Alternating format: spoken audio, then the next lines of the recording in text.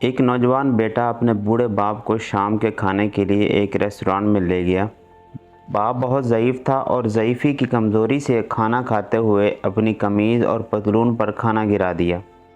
دوسرے کھانے والوں نے اسے نفرت سے دیکھا، مگر اس کا بیٹا پرسکون تھا۔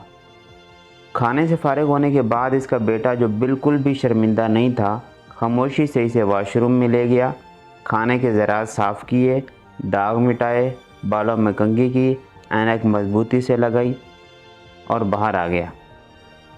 جب وہ باہر آئے تو پورا ریسٹورانٹ خاموشی سے انہیں دیکھ رہا تھا۔ سمجھ نہیں آ رہا تھا کہ کوئی اس طرح سر عام خود کو شرمندہ کیسے کر سکتا ہے۔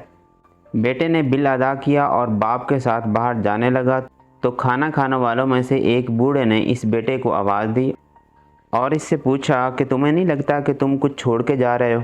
بیٹے نے جواب دیا، نہیں جناب، میں کچھ نہیں چھوڑ رہا۔ بوڑھے نے جواب دیا، ہاں تم نے ہر بیٹے کے لیے سبق اور ہر باپ کے لیے امید چھوڑی ہے۔ ریسٹورانٹ خاموشی میں چھا گیا۔ سامعین، ان لوگوں کی دیکھ بھال کرنا جنہوں نے کبھی ہماری دیکھ بھال کی تھی، سب سے بڑا اعزاز ہے۔ ہم سب جانتے ہیں کہ ہمارے والدین نے ہر چھوٹی چھوٹی باتوں کے لیے ہمارا خیال کیسے رکھا۔